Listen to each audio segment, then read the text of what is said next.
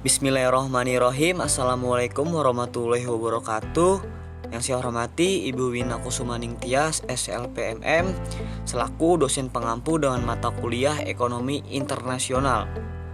Sebelumnya perkenalkan, nama saya Fikri Hardiansyah. Saya dari mahasiswa Universitas Pancasakti Bekasi, Fakultas Ekonomi dan Bisnis, Program Studi Manajemen dengan nomor NIM 28921500062. Pada kesempatan kali ini saya akan membahas tentang perdagangan internasional, yang mana video ini adalah bagian tugas dari ujian tengah semester. Langsung saja kita ke materi tersebut. Perdagangan internasional.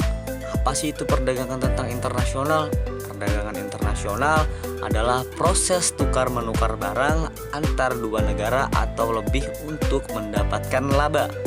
Penduduk yang dimaksud dapat berupa antar perorangan atau individu dengan individu, antara individu dengan pemerintah suatu negara atau pemerintah suatu negara dengan pemerintah negara lain. Di banyak negara, perdagangan internasional menjadi salah satu faktor utama untuk meningkatkan GDP.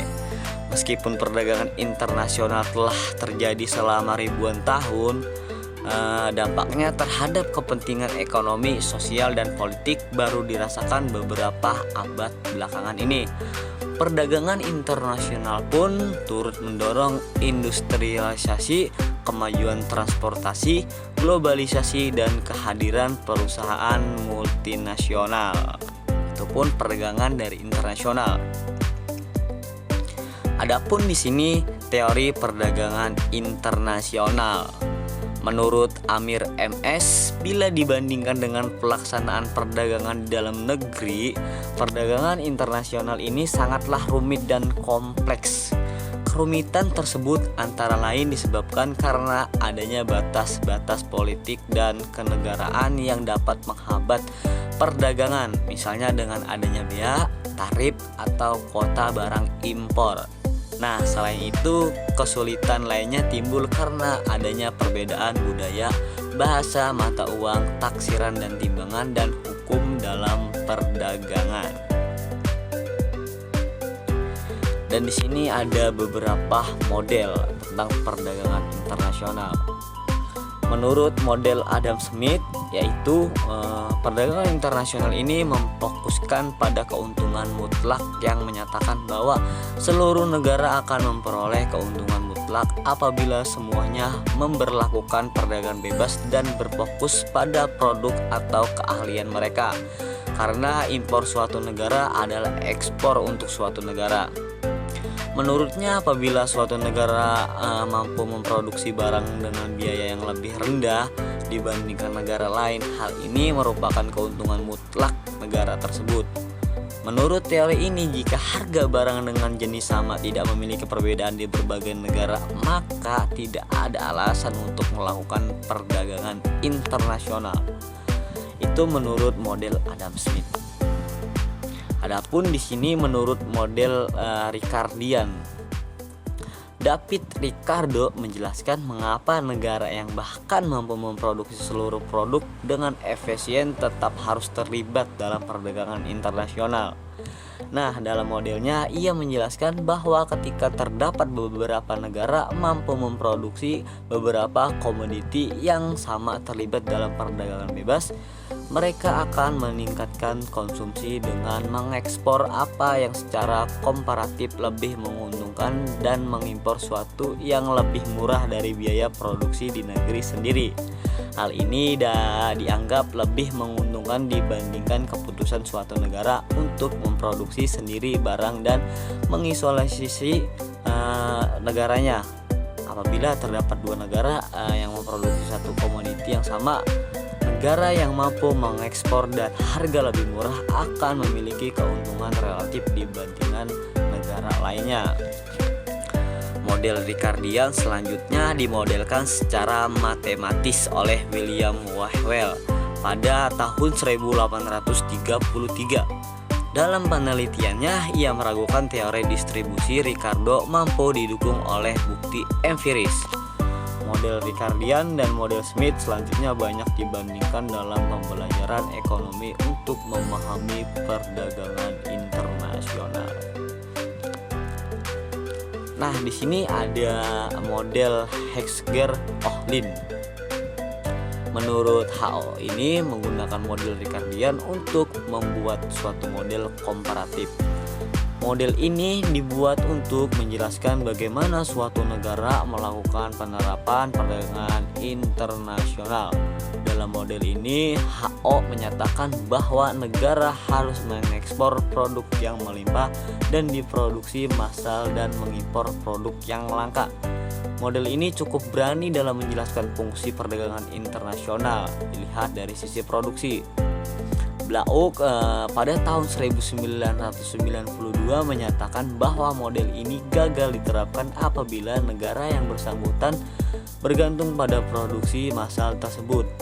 Nah, masalah empiris dan model HO yang ditunjukkan oleh Wassily Leontief menunjukkan bahwa terdapat negara yang tidak dapat dimodelkan dengan teori ini, seperti Amerika Serikat lebih cenderung untuk mengekspor barang padat karya dibanding barang padat modal. Hal ini disebut sebagai paradoks Leontief.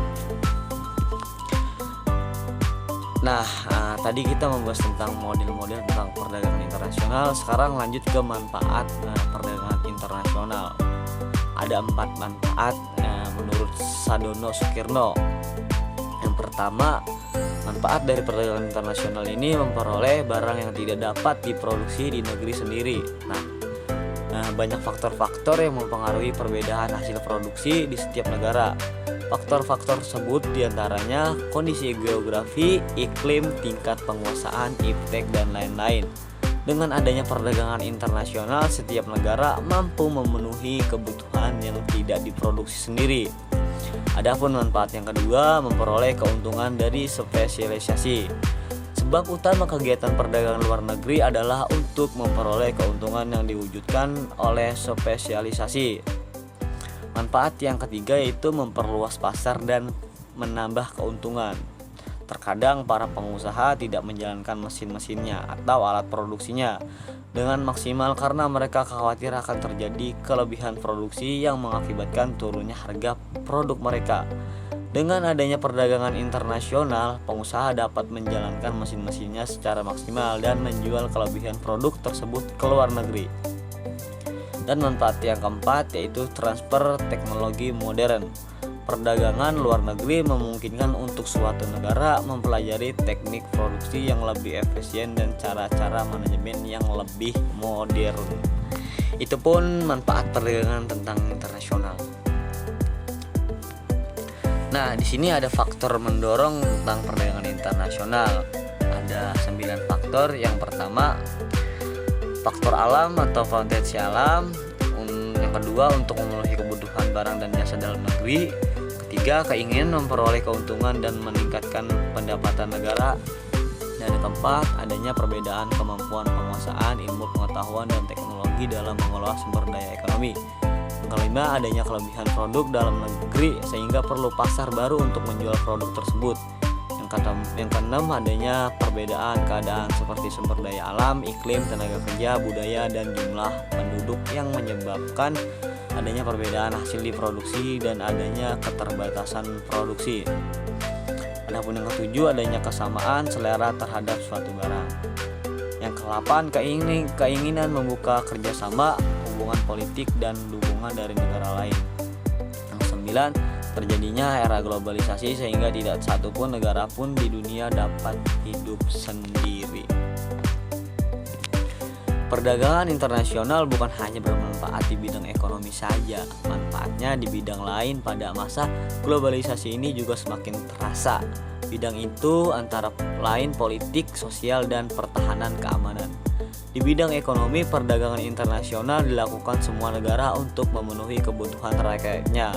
Negara dapat diibaratkan manusia, tidak ada manusia yang bisa hidup sendiri tanpa bantuan orang lain. Nah, begitupun juga negara, tidak ada negara yang bisa bertahan tanpa kerjasama dengan negara lain.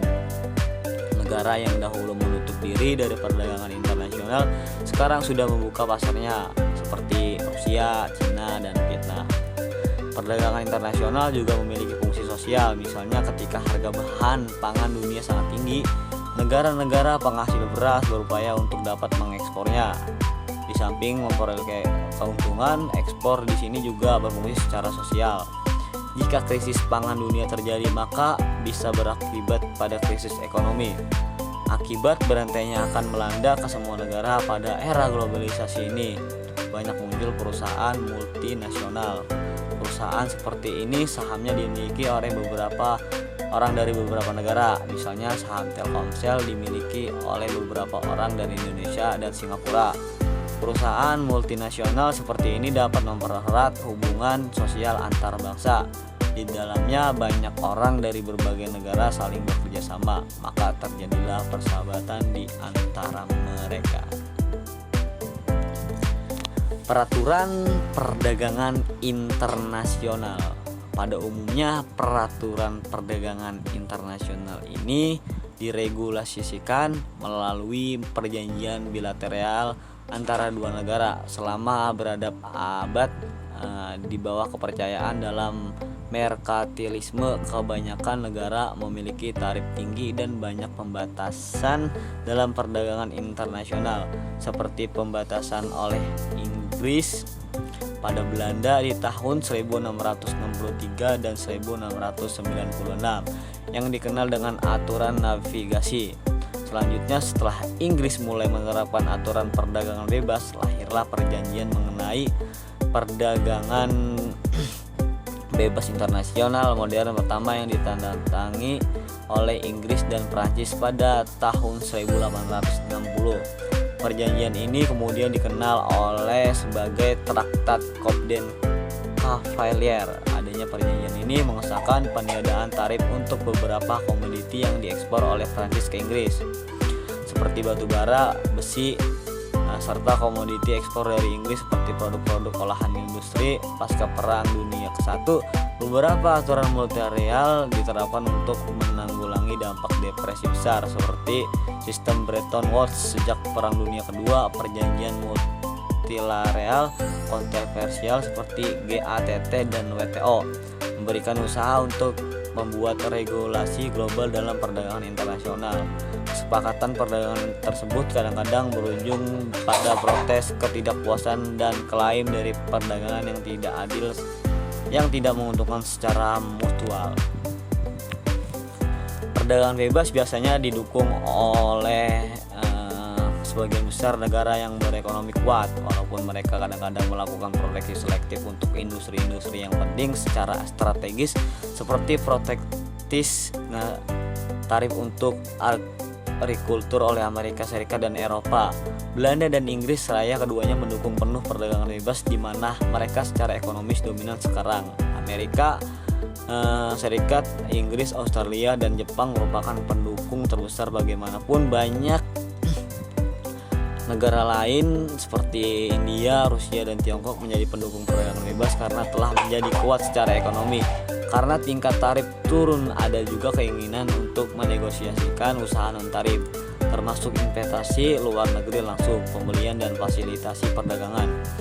Wujud lain dari biaya transaksi dihubungkan dengan perdagangan pertemuan dan prosedur cukai. Umumnya kepentingan agrikultur biasanya dalam koridor dari perdagangan bebas, dan sektor manufaktur seringnya didukung oleh proteksi.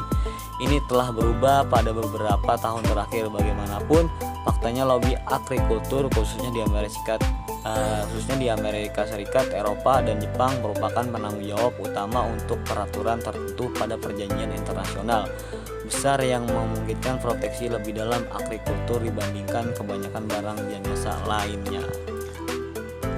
Terima kasih teman-teman, mungkin sedikit materi tentang perdagangan internasional dari saya. Semoga materi ini bisa menambah ilmu, menambah wawasan buat kalian semua. Apabila ada kesalahan kata dan kekurangan, saya minta maaf. Yang salah datangnya dari saya, yang benar datang dari Allah Subhanahu wa taala. Yang benar datang dari Allah Subhanahu wa taala. Saya pamit. Billahi taufiq wal hidayah. Wassalamualaikum warahmatullahi wabarakatuh.